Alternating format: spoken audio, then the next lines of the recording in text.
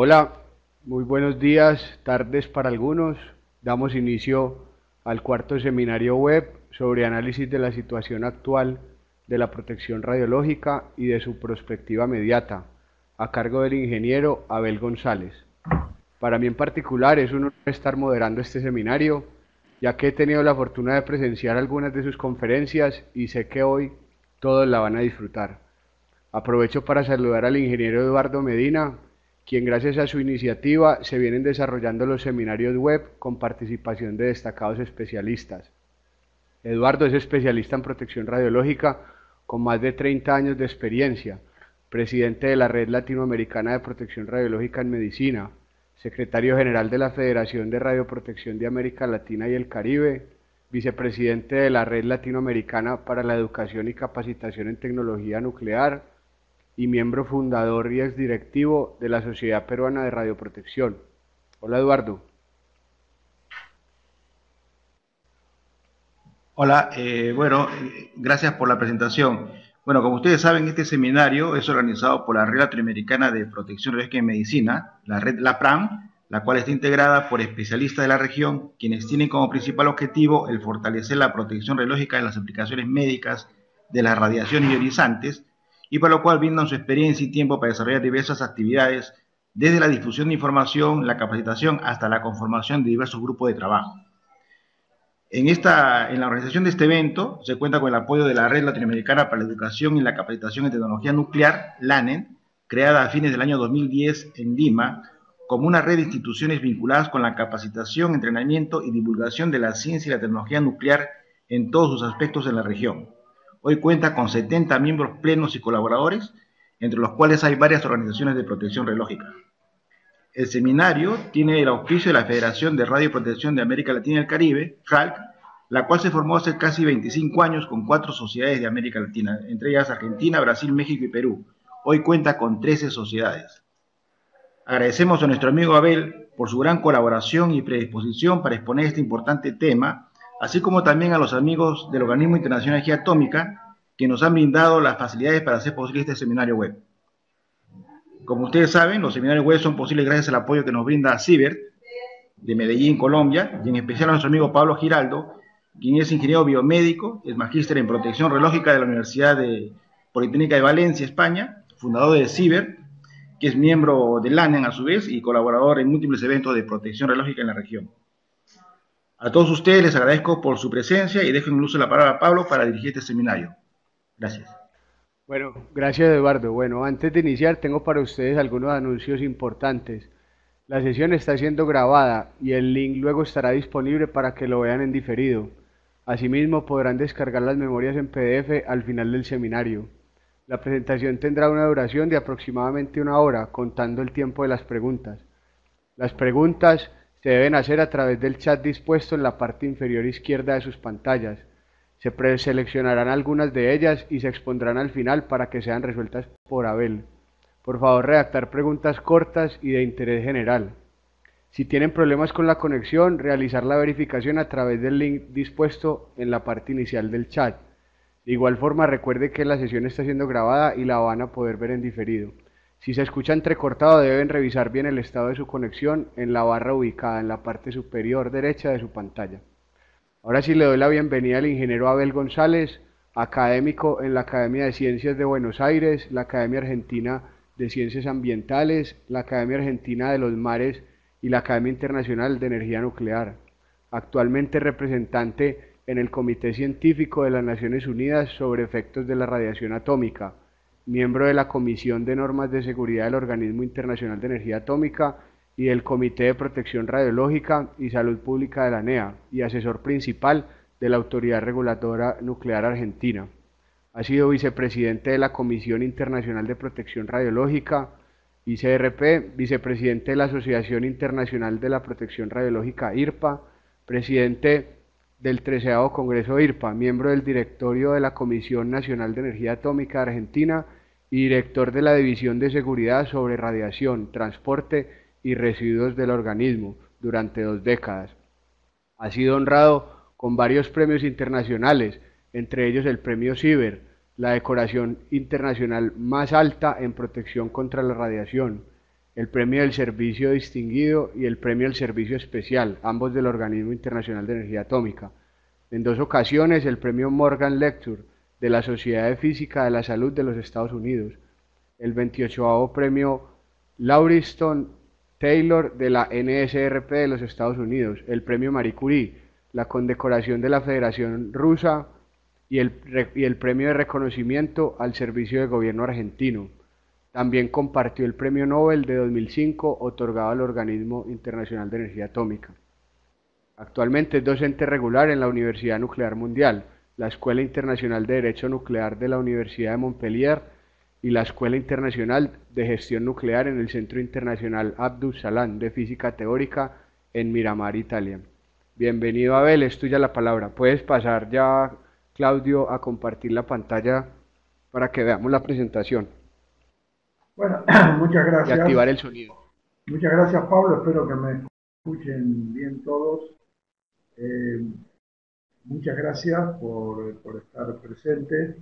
Yo quiero comenzar agradeciendo esta oportunidad a Eduardo, a Pablo, y mencionar acá al lado mío está Claudio Villarroel, acá de Noguía, que es el que me ha facilitado hacer esto, porque si no jamás lo hubiera podido hacer yo. Estoy en Viena y lamento hacer esto desde Viena, me hubiera gustado hacerlo desde Buenos Aires, pero desde Buenos Aires hubiera sido imposible porque hoy hay un paro general, así que no creo que haya ningún argentino que se esté.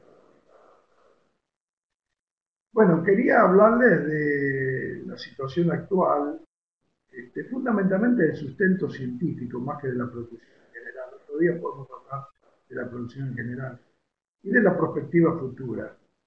Y claro, yo creo que en protección hemos actuado bien. Basta, yo siempre digo, en el mundo hay muy pocos radiopatólogos y hay muy pocos radioepidemiólogos.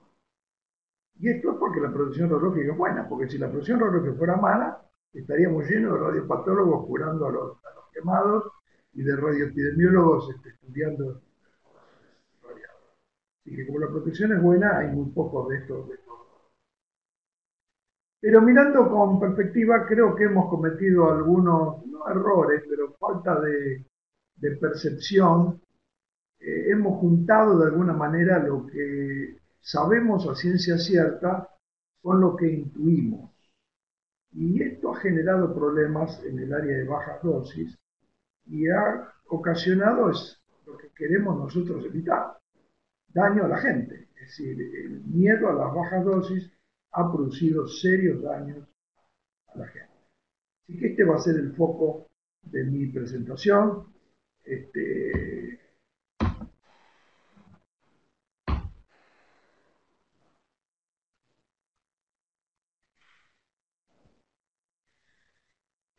Voy a hablar del estatus del conocimiento científico, un poco de la diferencia entre sapiencia y conjetura, el conundrum que esto genera, y hablar un poco de atribución de efectos vis-a-vis inferencia de riesgo, los conceptos distintos que hemos mezclado. Imputación de daño, que es un tema legal, pero importante para nosotros, y finalmente conclusión. Empecemos por el estatus del conocimiento científico actual de materia de toxicidad. Bueno, como todos saben, hemos empezado como toxicólogos normales. Llamamos efectos determinísticos, son lo que habitualmente el toxicólogo va a llamar efectos. Después de una dada dosis, los efectos aparecen. Tomamos aspirinas, la aspirina no nos hace nada, pero después de una dada dosis nos intoxica. Esa dosis es una dosis umbral y la probabilidad de efecto a partir de esa dosis umbral va al 100%. Los toxicólogos saben que si este análisis lo hacemos a través del tiempo, es decir, si ponemos acá una escala de tiempo, los umbrales se van hacia la derecha. Y esto se conoce bien, es decir, sabemos que las aspirinas tienen un dado umbral si las tomamos todas juntas y que tienen un umbral mucho más bajo si las tomamos esporádicamente.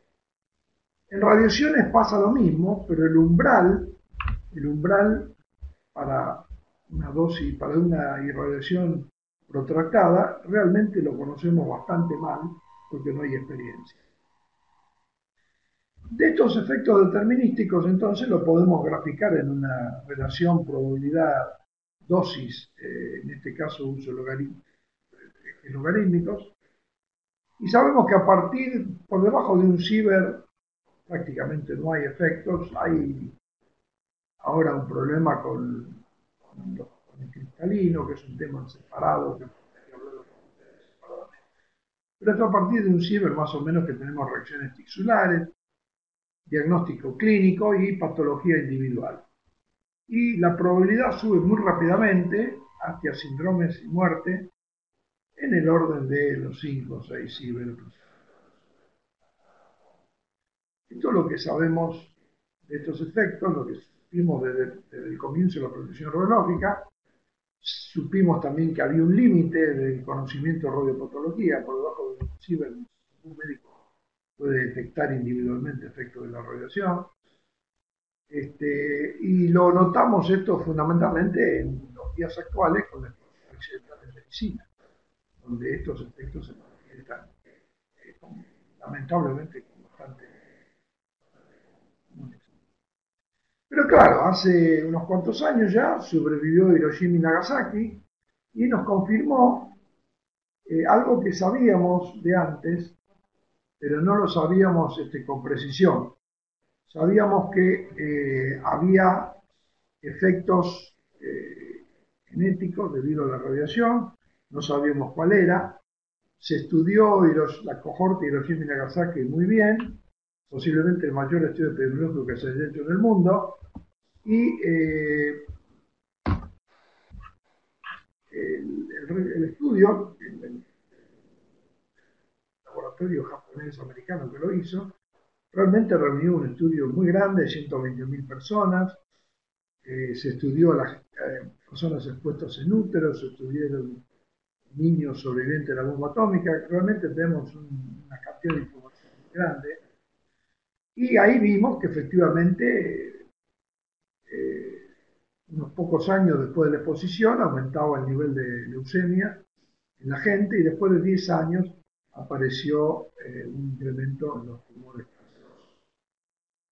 Claro, la radiación recibida de la bomba fue muy grande, no era radiación baja, pero esto nos permitió conocer que esos efectos, que ya comenzamos a llamar estocásticos, realmente ocurrían.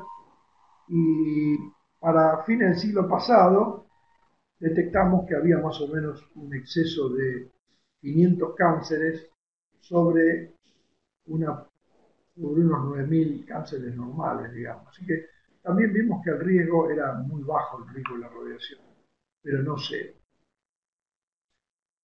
Básicamente el resumen es que el riesgo asignado entonces a la radiación en este momento es de 5% por ciber para esas dosis altas.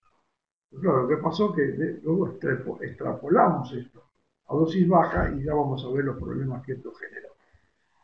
¿Por qué lo extrapolamos? Bueno, porque si bien sabíamos que había para una dosis de un ciber del orden del 5% de cánceres, también teníamos datos de que había un aumento en la incidencia de cáncer de dosis baja, había indicadores citogenéticos de indicadores de exposición, había información de animales, donde esto también ocurría, y asumimos entonces una relación lineal por ahí abajo de probabilidad estimada de cáncer. El conocimiento nos lo dio la epidemiología, pero hubo una cosa que creo que ocultamos de alguna manera, que los epidemiólogos también tienen un límite de conocimiento, así como los patólogos lo tenían en el orden de un milisievert, de un ciber, perdón, los epidemiólogos lo tenían en el orden, yo voy a poner 100 milisievert, un poco menos puse acá, y depende de qué epidemiólogo le pregunte, le va a dar un valor distinto. La estimación epidemiológica se hace mediante probabilidades frecuentísticas, es decir, probabilidades sobre efectos que realmente ocurren con una dada frecuencia. Y por debajo de aquí, bueno, no sabemos qué pasa, hicimos una inferencia subjetiva, bayesiana. Y ya lo vamos a ver esto con un poco más de detalle. Entonces, ¿qué es lo que hicimos? Sobre esta relación que ahora sumamos de efectos determinísticos y probabilísticos, y que las Naciones Unidas describió en esta figura que les estoy mostrando, que es prácticamente un poco más artístico, donde se ve la parte de datos observables a la derecha, los datos estadísticamente observables en el centro, y lo que es biológicamente plausible a la izquierda. Bueno, sobre esta curva, que acá está un poco más linda en papel blog, eh, miramos este cuadrito, porque es ahí donde nos interesa a nosotros para la protección biológica. Es decir, ahí nos interesa proteger a la gente. Y claro, este cuadrito de interés, si lo expandimos, lo que sabemos allí abajo es prácticamente nada, es decir, tenemos muy poca información, ya lo vamos a ver. Entonces tuvimos que hacer ciertas asunciones y asumimos una probabilidad postulada de efecto. Asumimos que en un punto, porque por debajo de este punto no podemos ir, de dosis de fondo natural y de fondo total de incidencia de efecto, el fondo natural, como saben, es bastante alto, y la incidencia de efecto también bastante alto, un incremento de dosis iba a producir un incremento nominal de probabilidad y consideramos que ese ángulo era igual que altas dosis. 5% por sievert, lo llamamos coeficiente nominal de riesgo.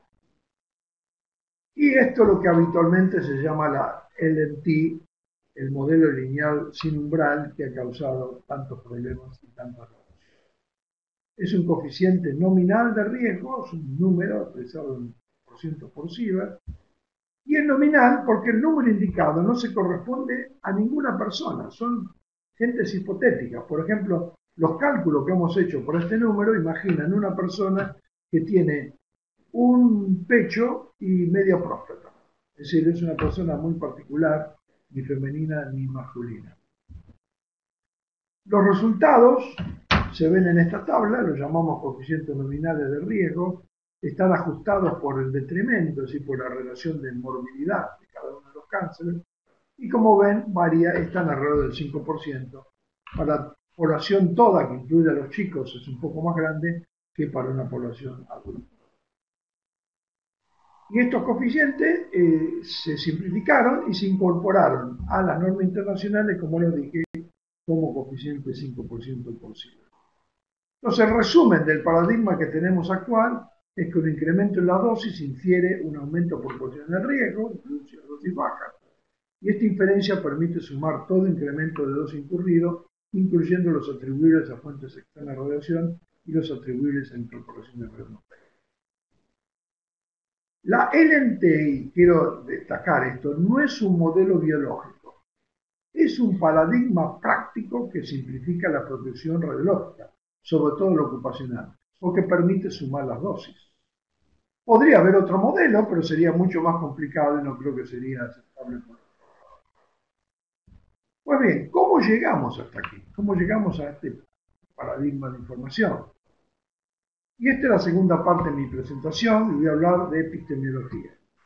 La diferencia entre lo que sabemos y lo que inferimos, entre sapiencia y conjetura. La epistemología es una parte de la filosofía que realmente los científicos realmente no estudian, y es una pena, que estudia los principios, fundamentos, extensión y método de nuestro conocimiento humano, sobre todo los límites. El conocimiento que nosotros realmente expresamos lo generamos con suma de dos cosas, verdades y creencias. Y este es un problema, porque las verdades son verdades y las creencias son creencias. Y tenemos que saber distinguirlas. Y en protección radiológica no la hemos distinguido. Nuestras fuentes de información son estudios en la población, investigaciones clínicas y experimentos en animales y células. Los estudios en la población y las investigaciones clínicas producen verdades, cosas que podemos comprobar.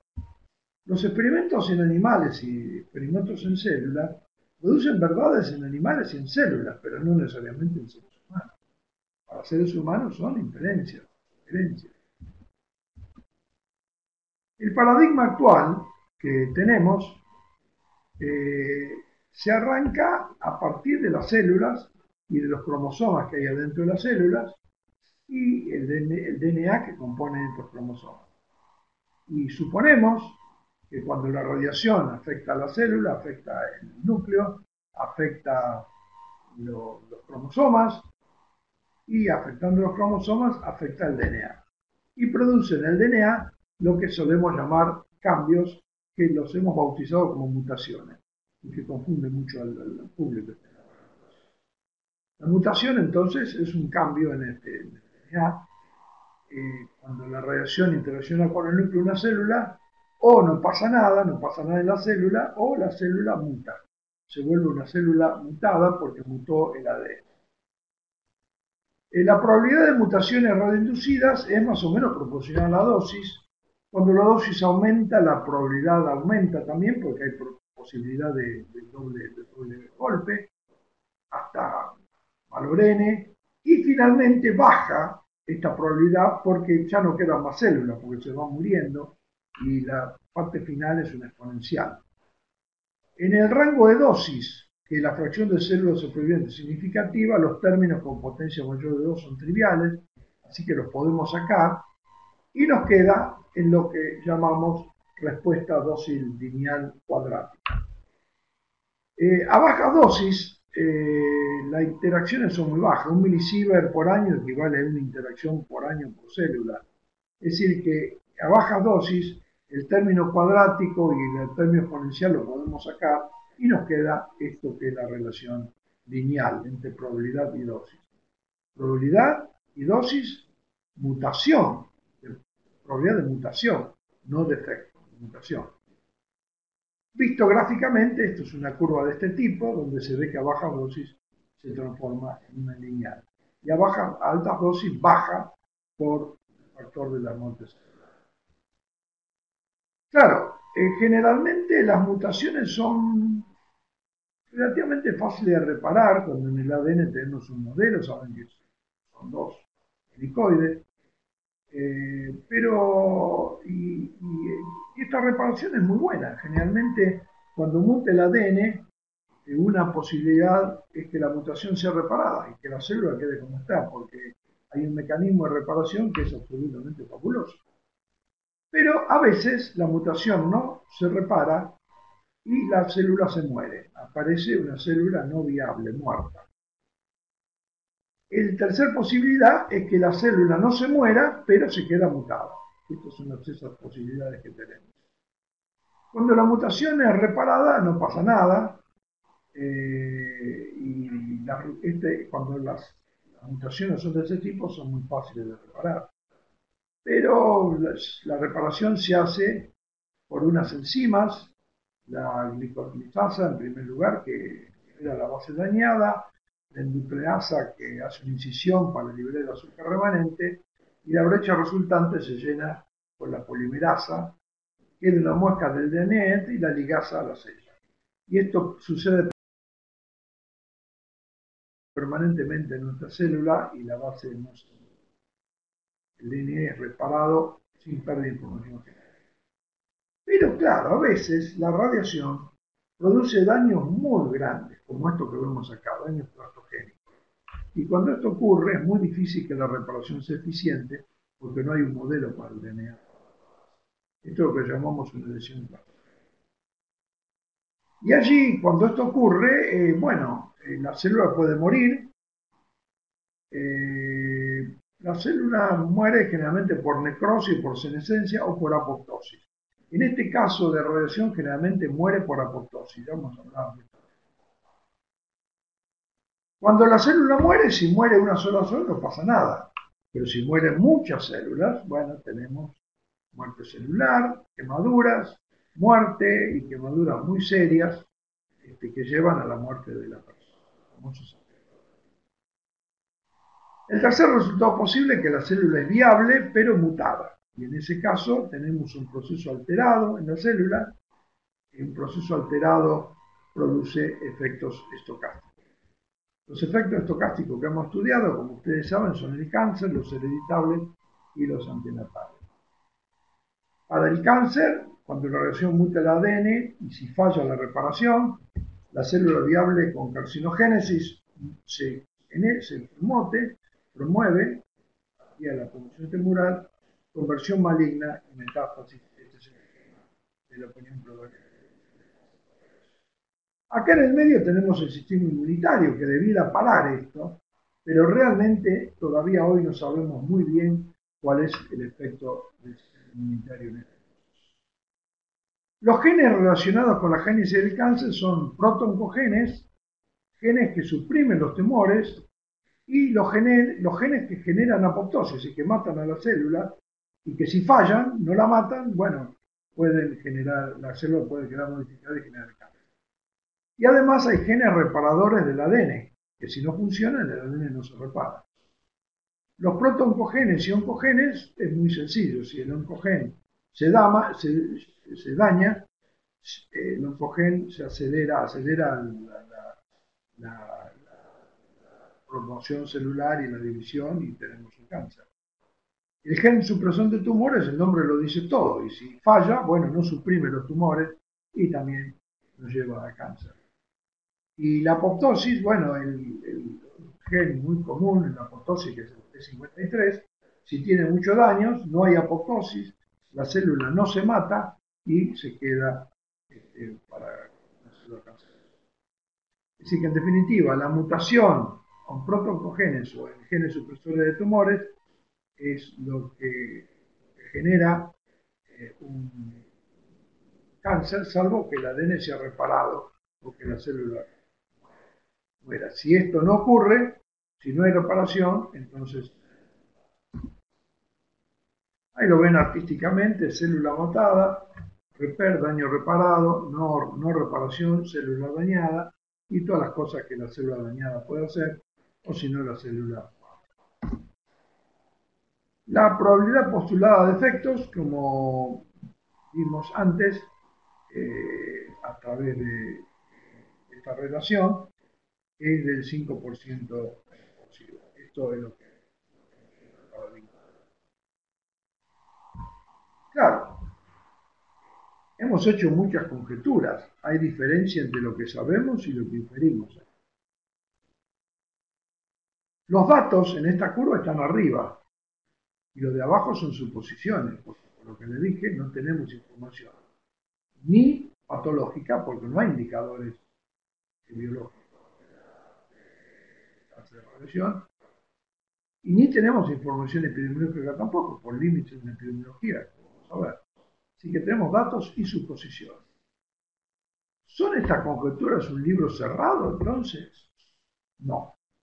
Están muy lejos de ser un libro cerrado, pese a que nosotros en los últimos años la hemos tomado como un libro cerrado. ¿Por qué no es un libro cerrado? Bueno, porque la escala de tiempo limita nuestro conocimiento. La exposición ocurre en picosegundos y los efectos aparecen en años. En picosegundos la exposición, la interacción físico-química, y eso lo conocemos bien. La epidemiología estudia después de muchos años y lo conocemos bastante bien. La biología es lo que ocurre en las pocas horas, cuando se fija el daño, y eso lo conocemos más o menos. Pero entre las horas y los años está la fisiología, y de eso realmente sabemos nada, o casi nada. Vamos a ver todas las cosas que no sabemos. Por ejemplo, la posible influencia en el riesgo de daño fuera de la célula blanco y de otros fenómenos. Esto fue estudiado por el ANSKEA en el año 2006, están en el anexo C, dice del volumen segundo, se lo recomiendo. ANSKEA estudió la respuesta adaptativa, que creo que todos ustedes la conocen. A una dosis condicionante tenemos una respuesta. A una dosis desafiante mayor, la respuesta es mayor. Pero si a un grupo de células le ponemos una dosis condicionante más una dosis desafiante, el resultado es menor. Menor que la respuesta que teníamos con solo la dosis desafiante. ¿Por qué? No lo sabemos. Es como si la célula se acomodara con la dosis condicionantes a repararse mejor en la dosis desafiante. También hemos estudiado el efecto vecindad, el efecto que en inglés se llama bystander, y que tampoco sabemos muy bien cómo ocurre, pero lo podemos experimentar muy bien. Metemos una partícula alfa en una célula y vemos que aparecen mutaciones en una célula vecina, no solamente en la célula donde metimos la partícula alfa.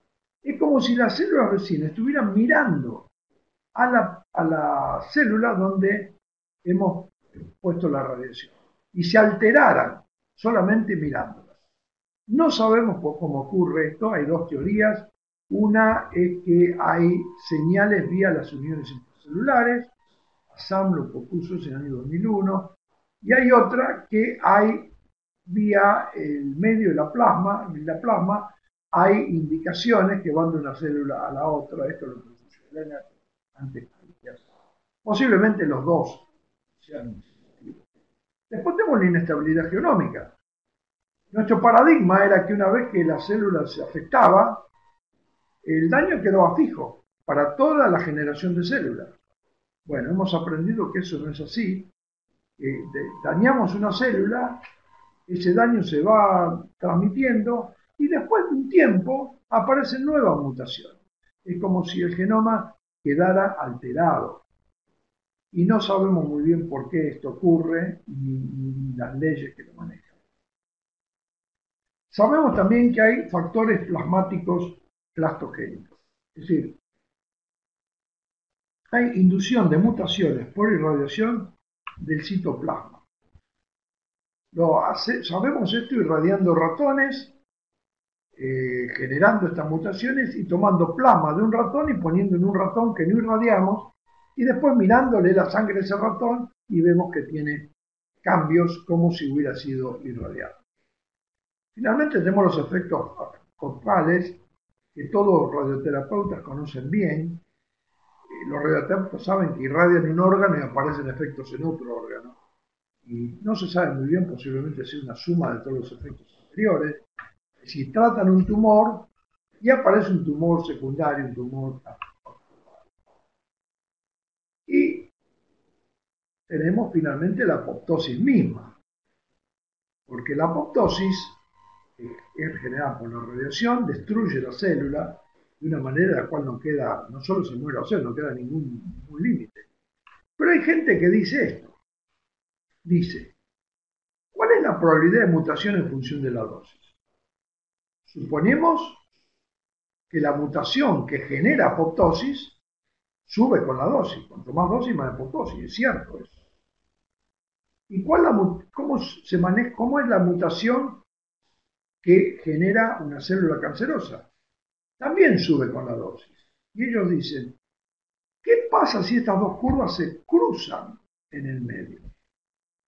Si estas dos curvas se cruzaran en el medio, por debajo de este punto lo que tendríamos es hormesis, porque habría más apoptosis que mutación generada de cáncer y la radiación actuaría como un limpiador de células cancerosas y no como un generador de células cancerosas. Una muy linda teoría, nadie la ha demostrado todavía, pero si la demuestran realmente generaría un boom en nuestro tema.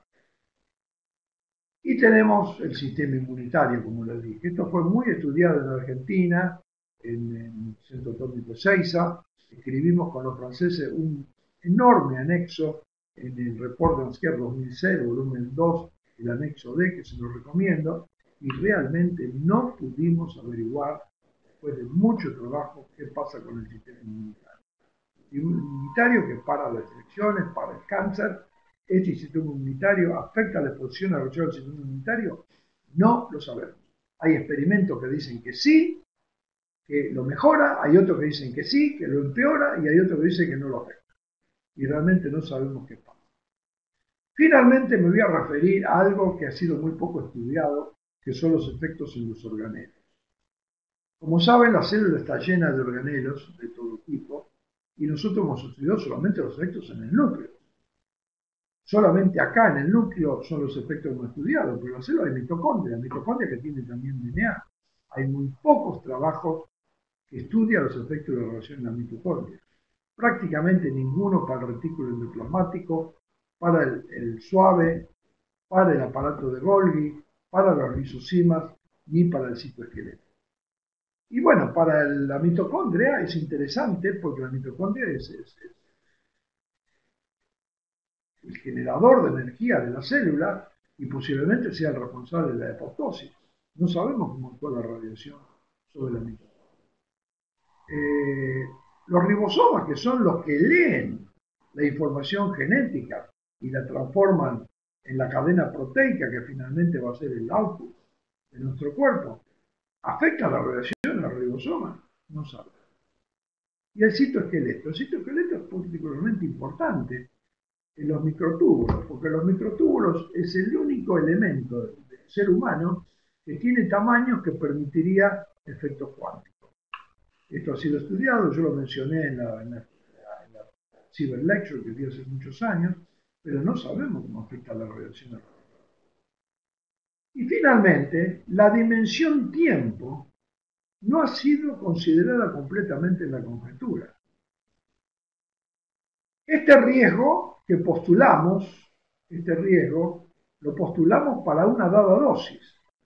Pero ¿qué pasa con el tiempo? ¿El riesgo se mantiene con el tiempo? Si el incremento de dosis, en vez de ser en un momento, es protractado en el tiempo. Sabemos que baja, pero no sabemos cuánto baja. Es decir, no hemos tenido en cuenta las derivadas de la dosis, la tasa y cambio de dosis en la conjetura. ¿Y qué ocurre con los cambios temporales de las dosis? Es decir, ¿qué implicancia tiene la variación en la derivada de dosis? Realmente no lo sabemos, pero debe tener alguno, porque en Hiroshima y Nagasaki, este fue el cambio de dosis y el cambio de la derivada fue muy grande. En cambio, en las exposiciones comunes, las habituales, la dosis sube lentamente con el tiempo y la derivada de dosis es constante, no es muy alta. ¿Hay efecto en la derivada de dosis? No lo sabemos. Pero más aún, ¿qué ocurre con los cambios temporales en la tasa de dosis? Es decir, en las variaciones de la segunda derivada de dosis. De nuevo, ¿qué ocurriría con este factor de riesgo si la segunda derivada de dosis cambia? Vuelvo a Hiroshima. Esta fue la dosis de Hiroshima. Esta es la primera derivada. Y esta es la segunda derivada. Fue muy alta.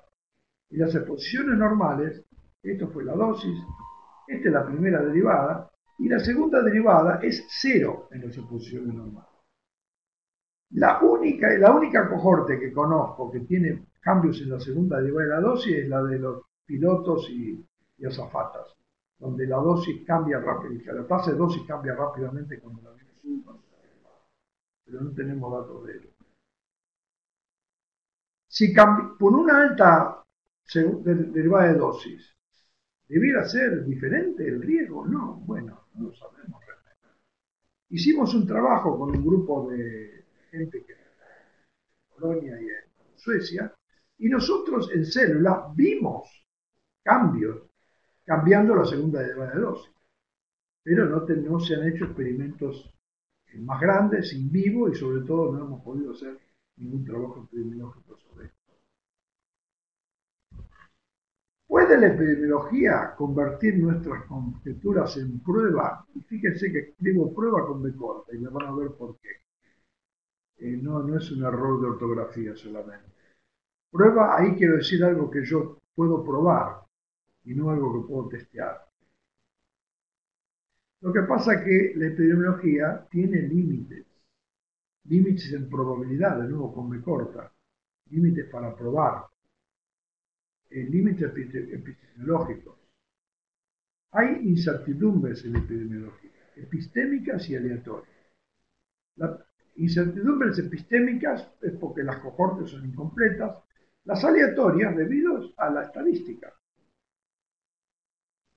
Epistémicas hay muchas, extrapolación, entonces estudios y crónicas, efecto de edad, latencia, tiempo, posición, transferencia de datos de informaciones, susceptibilidad genética, muchísimo. Y esa la vamos a mejorar con el tiempo, vamos a ver más y más y esto lo vamos a mejorar. Pero ¿qué pasa con las aleatorias? No, las aleatorias no se pueden mejorar, porque dependen de la estadística. Un epidemiólogo compara un grupo de control con un grupo expuesto. El grupo expuesto tiene más cánceres porque está expuesto. Pero claro, el número de cánceres del grupo expuesto varía estadísticamente, el de control también varía, y la diferencia entonces varía y varía mucho. Si esto varía, la diferencia varía muchísimo y es difícil de revelar y por lo tanto de probar con mejor resultado. La incerteza aleatoria está medida por la desviación estándar. Este es el valor de desviación estándar para ese valor. Para ver algo, por lo menos necesitamos 2 sigmas, si no, no se ve nada. Si hacen un poco de cuenta sobre esto, van a ver que el número de personas que necesitamos, que necesiten el epidemiólogo para ver algo, es inversamente proporcional al cuadrado de la dosis. Entonces, cuando la dosis es muy baja, el número se vuelve absurdamente alto.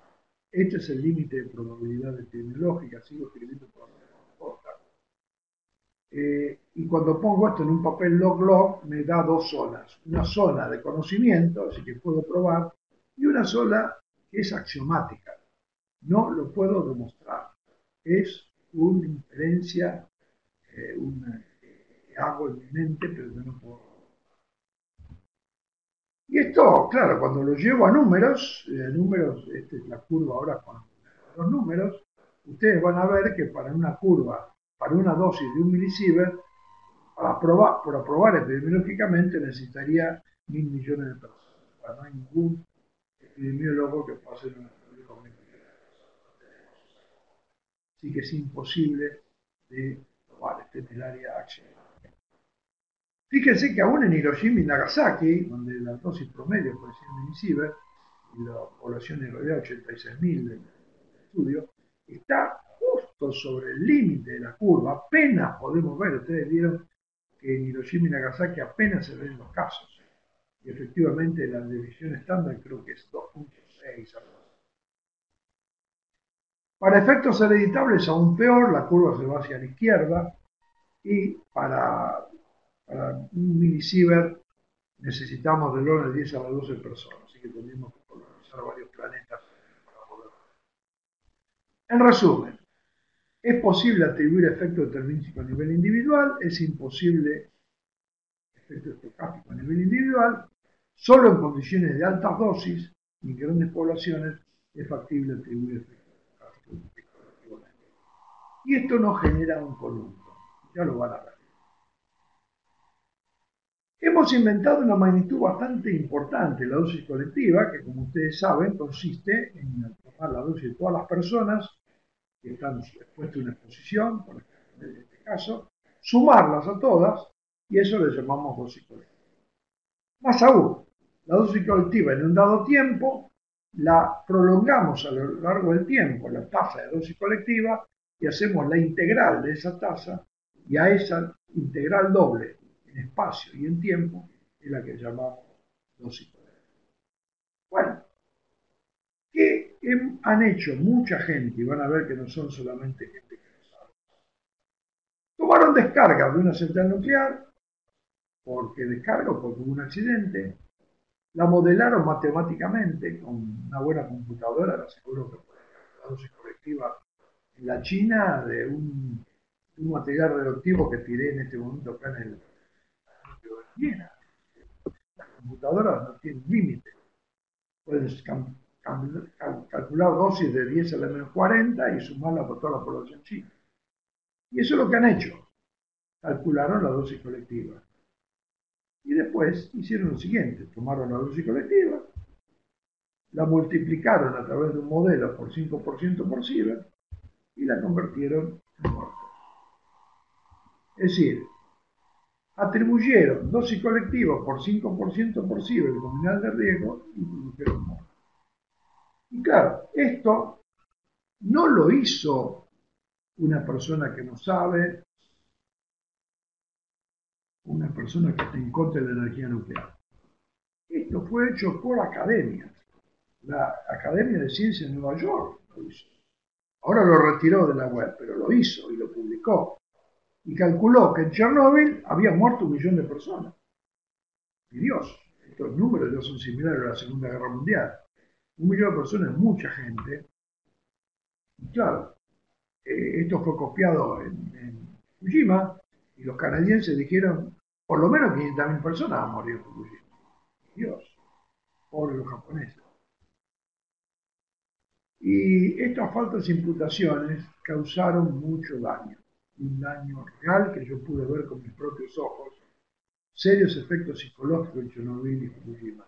Como saben, tuve la suerte o la desgracia de hacer los estudios de Chernobyl y de Fukushima y ver todo esto con mis propios ojos y me impresionó mucho. Lo último que hicimos fue lo de Fukushima, es muy grande, tiene volúmenes, lo entregamos en su momento al gobierno japonés y bueno, este estudio mostró que la gente estaba muy asustada por la reacción y hubo mucho daño causado por este susto. Y entonces, bueno, esto lo podemos hacer o no. Generalmente se establece un diálogo. El experto dice siempre, este cálculo no se debe hacer. Está mal. Está publicado por el ISRP, por mucho, esto no se debe hacer. Pero el público dice, ¿por qué no se puede hacer? Y no le hemos dado una respuesta clara hasta hace poco. Básicamente, la gente entiende, bueno, porque mira, el riesgo del 5% por ciber no es real. Bueno, pero esto no está claro por qué no. Y acá aparece un dilema que tuvimos por muchos años. Si el 5% posible no es real, entonces ¿para qué estamos haciendo todo esto? ¿Para qué tenemos la protección de los trabajadores? Y si es real, ¿por qué es equivocado decir que en Chernobyl murió 1 millón de personas? Este es nuestro dilema y el objetivo de nuestro trabajo sobre este tema desde después de muchos años fue insistir en que una solución científica para este conundrum se necesitaba conducir. Yo publiqué muchos trabajos sobre esto, el primero en el año 2007, y bueno, hubo en varios lugares, ahí lo tienen, Carlos, esto está muy estudiado, y la tesis que había presentado es que a baja dosis de radiación los efectos reales no son atribuibles objetivamente, pero hay riesgos plausibles que son inferibles subjetivamente. Y esta tesis básicamente dice que efectos debido a la radiación es distinto que riesgos debido a la radiación y distinto que daños debido a la radiación. Atribuir efectos es distinto a inferir riesgos, dar daños. Esto es algo que debíamos haber salido hace muchos años, porque ya Aristóteles hacía una gran diferencia entre la física, entre lo que se sabía, lo que se tocaba, y la metafísica, donde la metafísica uno lo que hace son conjeturas, y nosotros creo que mezclamos las dos. Es decir, que esta relación tan linda que presentó las Naciones Unidas necesita un trabajo un poco mayor, necesita decir que por debajo de estas probabilidades, por arriba, pero las probabilidades son frecuentísticas, bernoullianas, laplacianas, son cosas que realmente ocurren. Pero por debajo son subjetivas, son grados de creencia. Y que por lo tanto, hay un punto acá que divide este gráfico. A la derecha tenemos hechos objetivos y a la izquierda tenemos conjeturas. En resumen, de este lado tenemos efectos atribuibles objetivamente y de este lado tenemos riesgo inferible subjetivamente. Y estos son dos conceptos muy Así que esta estimación de riesgo de 5% por ciber era algo objetivo que medimos, pero el 0.005% por milisievert no es un resultado automático. A la izquierda es un hecho objetivo, a la derecha es una. Y esto nos permite ir al cuarto tema, que es la atribución de efectos. Bueno, atribuir significa probar que la radiación causó efectos en la salud. Y vuelvo a escribir probar con mejor. Esto no se debe confundir con el término jurídico imputar, que es asignar algo malo a alguien, es decir, depende, es de una persona, y ahí entran allá los abogados. Atribuir de efecto indica la capacidad científica para probar retrospectivamente, mientras que inferencia indica la capacidad para emitir sus objetivos prospectivamente sobre la posibilidad de que haya efectos. Y acá tenemos un problema lingüístico, sobre todo en castellano, que viene del latín probare. Los latinos usaban probar para dos cosas. Para probar que alguien cometió un crimen y lo crucificaban, o para probar haciendo pruebas. Mandaban barcos a ver si los barcos se caían o no. Y de ahí viene la palabra riesgo, que viene de que se llevaban por delante los riscos o no se los llevaban por delante. Y en inglés, que es un idioma muy pragmático, hicieron una diferencia. Lo llamaron probability a uno y probability al otro. Cambiaron la B larga por la B corta. Los franceses, que critican a los ingleses, pues se le copian todo, hicieron probabilità y probabilité. Los portugueses hicieron un cambio. Pero en castellano nos quedamos con probabilidad y probabilidad. Y esto confunde mucho nuestro lenguaje. Por eso he decidido usar la B corta para el probar de prueba y dejar la B larga para el probar de probabilidad. Probar con B corta para mí es revelar entonces, mediante pruebas o argumentos, la verdad o existencia de una fe. En cambio, probar con B larga es inferir mediante análisis de posibilidades la plausibilidad. El efecto de la reacción se correlaciona con la probabilidad con B corta y el riesgo con la probabilidad con B larga. La probabilidad con B corta es siempre retrospectiva. No podemos probar para el futuro.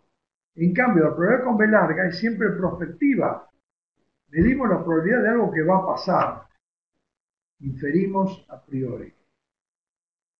La probabilidad con B larga puede ser frecuentística, es decir, tenemos datos reales, o puede ser bayesiana, que es un grado de creencia de expertos como nosotros, que nos podemos equivocar.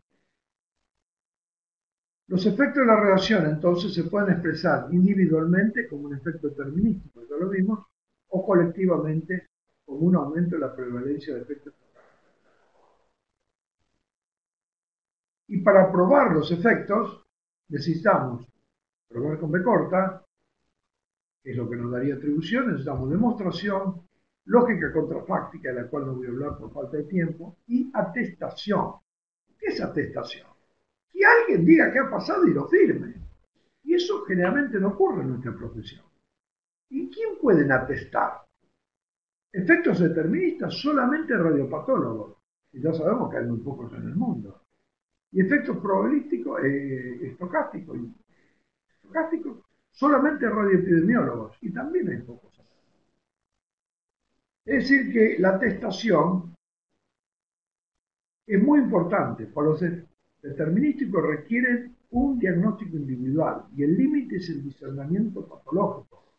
Para los estocásticos requieren epidemiología de poblaciones y el límite son las incertidumbres. Radiopatólogos pueden diagnosticar y atestar los deterministas y los radioepidemiólogos pueden calcular y atestar incrementos en incidencia de cáncer. Si no tenemos radiopatólogos o radioepidemiólogos, no podemos atribuir. Los radiopatólogos para individuos y los radioepidemiólogos para población. Recuerden esta curva. Para el lado derecho tenemos cosas que poder, conocimiento, que podemos probar. Al lado izquierdo es todo accionar.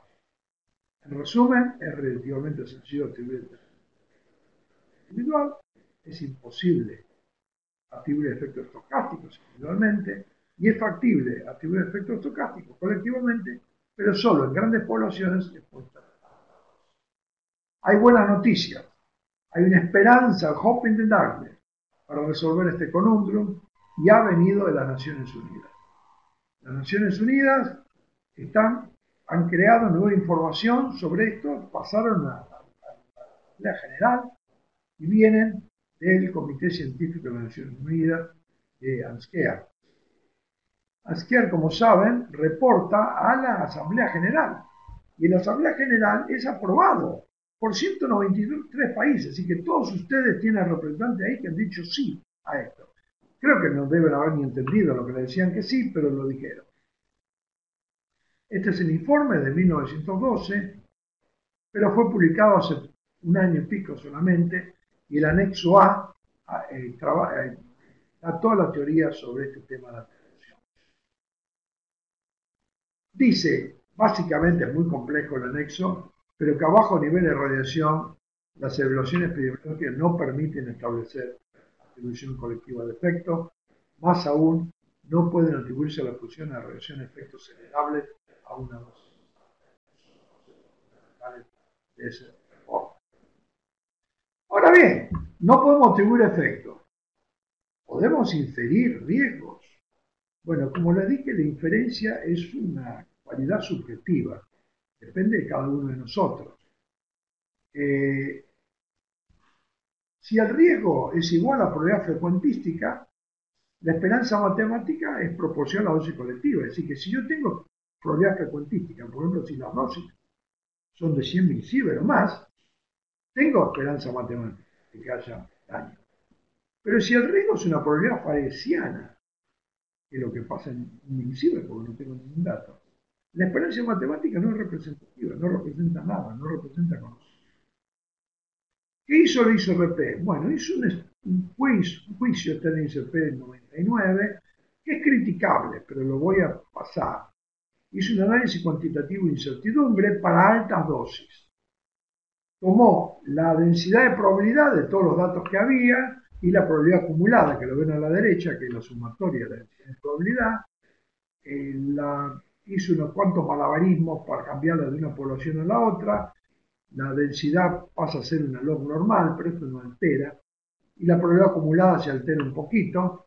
Y después hizo lo siguiente, tomó la probabilidad acumulada, es decir, el valor de la derecha, este valor de la derecha, y modeló la incertidumbre. ¿Cómo lo hizo?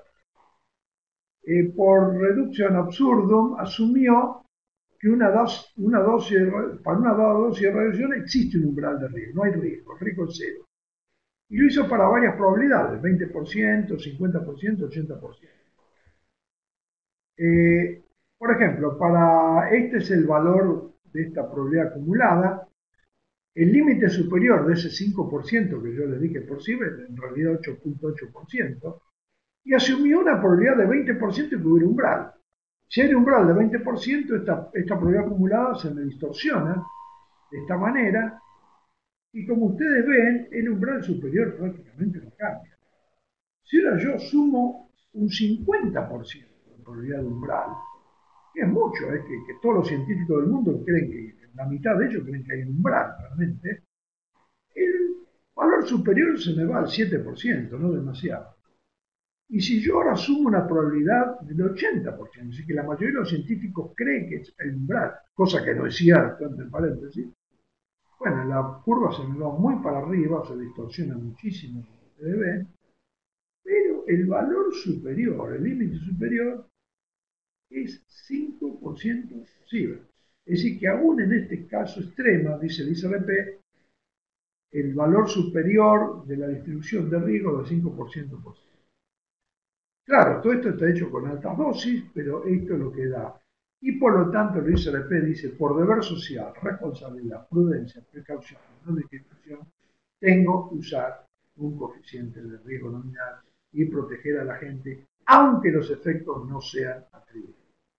Termino con imputación muy rápidamente. Imputación, como les dije, es un problema legal. No es lo mismo imputar que atribuir. Los científicos atribuyen, los abogados imputan, con razón o sin eso. Esto funciona así. Un empleador, por ejemplo, produce un efecto atribuible a la radiación en un trabajador. Y el trabajador entonces imputa al empleador. O un operador produce efectos atribuibles a la radiación en el público.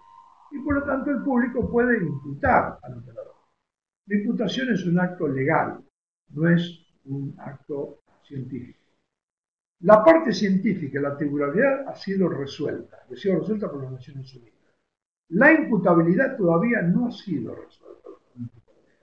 Los abogados tienen esto como un desafío para el futuro, para evitarnos problemas legales. Hay un documento de la OIT que lamentablemente tiene en el título atribución, pero es un documento de imputación. Se lo recomiendo, fue escrito hace bastante tiempo y es bastante bueno. Es un documento sobre problemas laborales. Mis conclusiones y mi epílogo. Conclusiones muy simples. En este gráfico, en altas dosis hay problema de patología, en el medio, epidemiología. Hay un límite de probabilidad patológica, un límite de probabilidad epidemiológica. Aquí abajo no sabemos lo que pasa. Evidencia colectiva tenemos arriba de los 100 milisieverts. Inferencia por debajo. Evidencia individual por arriba del 100. Atribución individual en esta área, atribución colectiva en esta área y riesgo nominal aquí abajo, donde no sabemos nada, pero tenemos miedo que haga. Mi epílogo. Mis reflexiones sobre varios años de lidia con la baja dosis. Hemos hecho un gran esfuerzo para proteger contra un riesgo conjeturado, no probado. Hubo una mala praxis, una confusión epidemiológica, atribuciones distinto a inferencia. Como resultado, hubo un daño colateral, hubo efectos psicológicos. Bajas dosis se ha transformado en el némesis de la energía nuclear. Y por la palabra energía nuclear no me refiero solamente a las plantas nucleares, me refiero a la medicina nuclear, me refiero a todo lo que es nuclear. Las bajas dosis son un némesis, la gente tiene miedo de lo nuclear. La LNT no es un modelo biológico, es un paradigma práctico que simplifica la protección. Una lección de Fukushima es que los principales efectos sanitarios del accidente fueron los daños psicológicos por baja radiación. La presión pública magnificada por las medidas de protección contra bajas dosis durante la emergencia resultó en muchas tragedias humanas y víctimas reales. Yo vi gente suicidarse por este problema y lo tengo muy marcado en mi mente para siempre. Escribimos con un grupo de colegas una carta sobre este tema en el Journal of Health. El alto precio que estamos pagando por el miedo del público a las bajas dosis. El temor público ha tenido un impacto significativo en nuestra calidad de vida, desafiando muchos adelantos que usan radiación, como el diagnóstico médico y la producción. Creo, colegas, que el desafío de hoy para nuestra profesión es encarar y resolver este problema. Muchas gracias, disculpen la lata y estoy a vuestras órdenes para contestar preguntas. Si Bueno, apreciado Abel, muchas gracias por compartir tu conocimiento con nosotros. Felicitaciones por tu magnífica presentación. A continuación voy a empezar a compartir algunas preguntas en la pantalla para que sean resueltas. Ahí tiene la primera, o una de ellas. Se sabe que toda radiación tiene potencial de generar daño genómico y tisular, además de considerar que la mayoría de los centros de salud no pueden hacer. Creo que se puede estandarizar el índice de exposición de radiación como método para cuantificar si sobreexpuso un paciente. Bueno, yo creo que lo fundamental en esto, yo lo diría de esta manera. En toda actividad que funcione, que tengamos con radiaciones, debemos prevenir todo efecto que sea atribuible a la radiación. En este momento estamos previniendo solamente efectos determinísticos y limitamos efectos estocásticos. Yo creo que los efectos estocásticos por encima de centenares de milisieverts debemos prevenir. Y lo debemos prevenir, en el caso de la pregunta suya, con niveles de referencia que hagan que esas dosis no puedan ocurrir. Así de simple. Por debajo de esos valores, cuando lo que tenemos no son efectos atribuibles, sino riesgos inferibles, creo que tenemos que ser muy prudentes. Creo que tenemos que decirle a la gente que estamos teniendo sistemas de protección porque somos muy conservadores, porque queremos exageradamente, de alguna manera, estar seguros que no hay un problema. pero de ninguna manera le tenemos que dar a la gente la sensación de que va a incurrir un cáncer porque recibió 1 o 2 meses. Creo que esta es la respuesta. Muy bien, Abel, ahí tienes otra.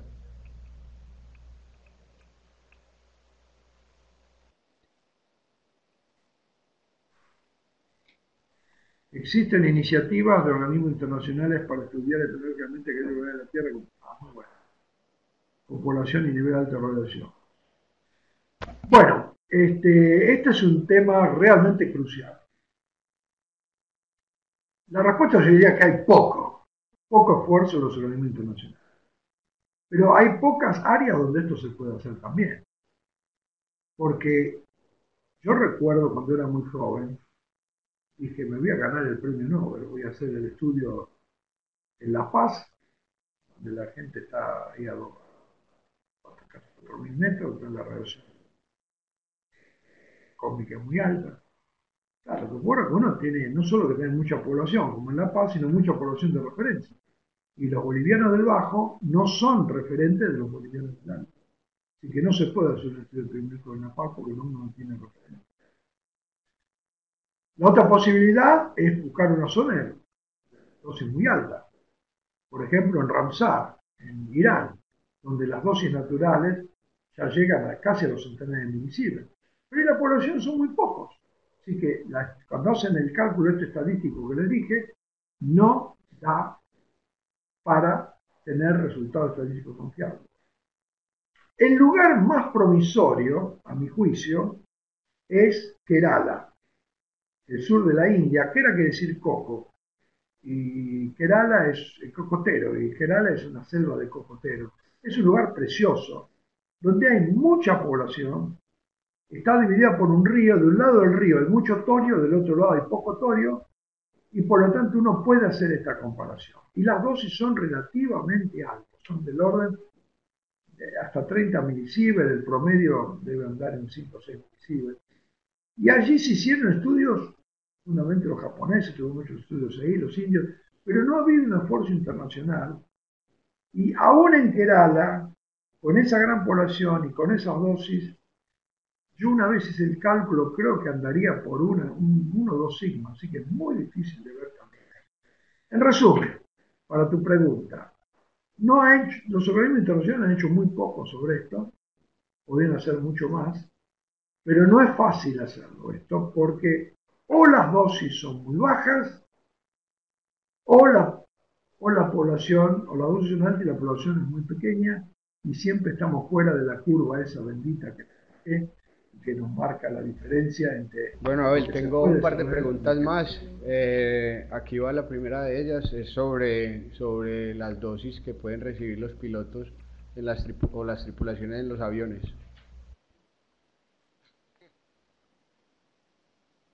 Piloto y tripulación de avión. Muy bien. Esta es una pregunta clave. Efectivamente, yo creo que esta es una cohorte muy importante. Primero porque las dosis son relativamente altas. Entre todos los gente ocupacionalmente expuestos, los que más dosis tienen son los pilotos y tripulación de avión. Deben andar el promedio de los 7 milisievert más o menos, cosa que es prácticamente lo que hace el mantenimiento. Más aún, los que van por la ruta del Polo Sur, como los de aerolíneas y Nueva Zelanda y como se llama y cuántas, en el Polo Sur la dosis es mucho más alta. Nosotros hicimos mediciones. Pero además de eso, es una cohorte grande, y además de eso, como les dije antes, es la única que yo conozco donde hay grandes variaciones de la segunda derivada de la dosis, cuando el avión sube y cuando el avión baja. Y si realmente creemos en fenómenos dinámicos, como estos fenómenos que son dinámicos en la célula, la segunda derivada de la dosis tiene que tener un efecto. Cuando Newton descubrió los efectos de segunda derivada, se dio cuenta de eso. Y es más aún, yo hice personalmente con este grupo de Polonia y de Suecia experimentos con células y vimos efectos de la segunda derivada. Es decir, que la cohorte de los aviones, a mi juicio, es una de las principales. Lamentablemente, hay pocos datos, porque hay compañías que sí tienen datos, creo que Lufthansa y Air France son ellas, me parece, pero los datos son secretos, no se publican, y las compañías americanas, por ejemplo, no tienen datos porque en Estados Unidos se considera que es una fluida de facto. Es decir, que creo que estamos dando muy poca importancia al tema de la cohorte de pilotos y tripulación. Personalmente, no por un tema regulatorio, porque regulatoriamente es muy poco que lo que uno puede hacer. No puede decirle al avión que busca más barato, más bajo. Pero desde el punto de vista científico, creo que debiéramos hacer un gran esfuerzo por tener Gracias, mucho más Abel. Acá hay datos. una pregunta de Angélica. Ella está interesada sobre todo en el tema no sé, umbrales, de los niveles de referencia en hemodinamia. Ahí está la pregunta.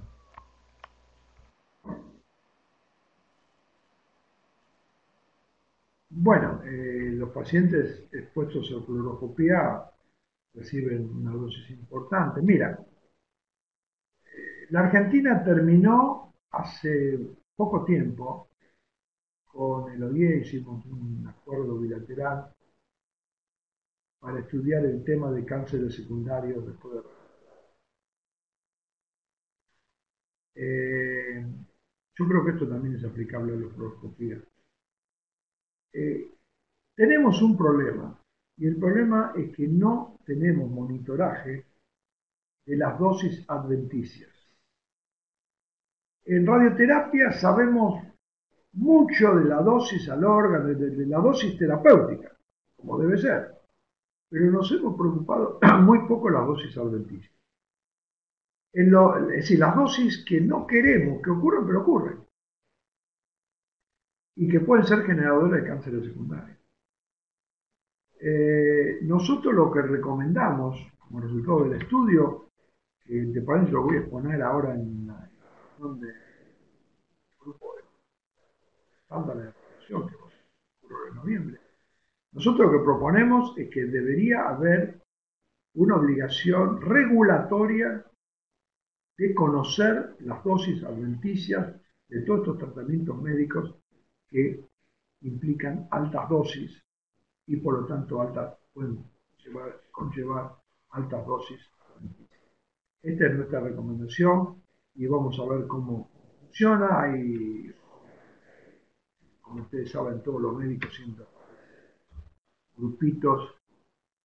Los que están adentro lo llaman club, los que están afuera lo llaman mafia, pero en fin, son grupos que generalmente se oponen a todo cambio. Yo creo que el tiempo es real para comenzar con argumentos regulatorios, porque si no, mire, no hablemos de optimización de la producción de medicina. Si no sabemos, si no conocemos en serio las dosis adventicias, no podemos hablar seriamente de vamos a hacer una optimización Bueno, subjetiva. Abel, muchas gracias. Voy a poner la última pregunta de nuestro amigo Edison en Cali. Tuvimos cerca de 80 personas conectadas al tiempo y obviamente todos con muchas dudas y aprovechando la experticia que tienes en este caso. Ahí está la última pregunta.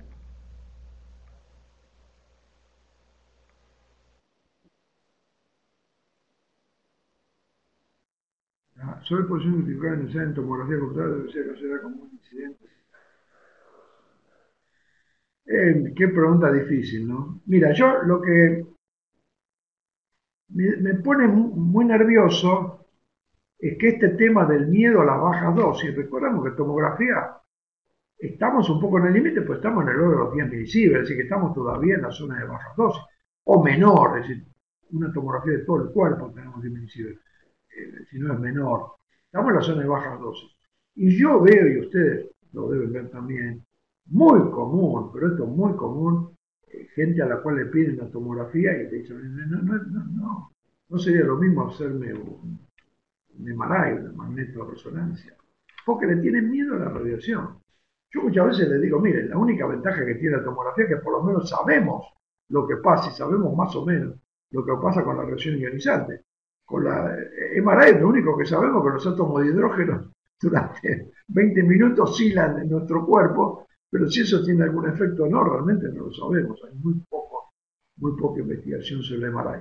Pero esto es lo que se está generando. Es decir, que cuando debe haber programas de seguridad del paciente para evitar sobreexposiciones en tomografías, y ha habido muchas, o para evitar tomografías que no son necesarias, pero esto no debe conllevar a, a una histeria que en este momento ocurre en muchos pacientes, yo lo veo en muchos pacientes, que lo lleva a decir, no, no, tomografía no, hágame un MRI. Y como sabemos, no es lo mismo un MRI que la. Bueno, creo que estamos terminando.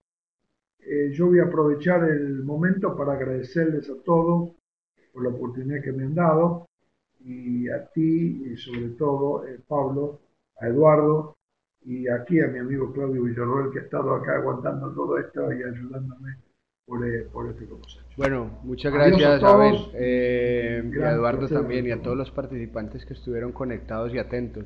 Recuerden que posteriormente se les enviará información sobre este y los futuros seminarios. Ahí debajo de la cámara de Abel está la presentación disponible para que la puedan descargar. La voy a dejar por unos minutos ahí. Abel, nuevamente gracias y que estés muy bien. Chao. Gracias a ti. Gracias.